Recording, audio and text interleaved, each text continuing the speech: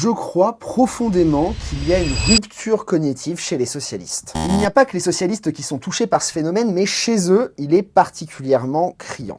On voit de plus en plus émerger des candidatures à l'élection présidentielle par des gens absolument inconnus. Et en fait, je crois que ce qui se passe dans leur tête, c'est quelque chose d'assez particulier. Ils sont députés, donc ils ont une petite notoriété locale et peut-être voire même un petit peu nationale. Ils ont fait peut-être une fois ou deux la matinale d'Inter. Ils ont été invités quelques fois sur BFM TV.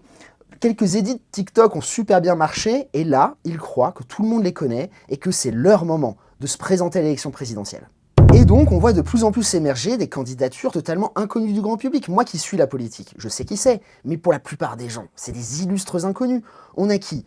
Jérôme Guedj, Boris Vallaud, Philippe Brun, Karim Bouamrane, lui c'est peut-être le plus connu.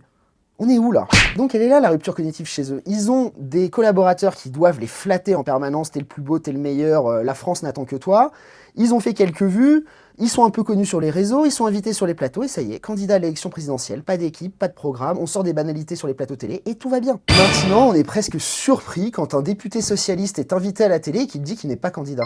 Avant, il fallait diriger son parti politique, être maire d'une grande ville ou d'une grande région, avoir été longtemps député, ancien ministre. Aujourd'hui, on a l'impression que n'importe qui peut y aller. Et tout ça, finalement, cette multiplicité de candidatures, ça favorise qui? Bah, ça favorise Jean-Luc Mélenchon, ça favorise Édouard Philippe, et ça favorise Marine Le Pen, parce que eux ont des structures partisanes solides.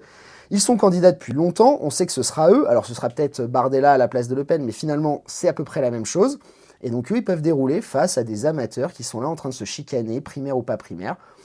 Eux paraissent pour des professionnels. Tout ça n'est pas très sérieux, donc je pense que dans les prochains jours, on va surtout attaquer des sujets de fond et un peu moins parler de l'actualité politique. Vous pouvez vous abonner et me soutenir sur Tipeee.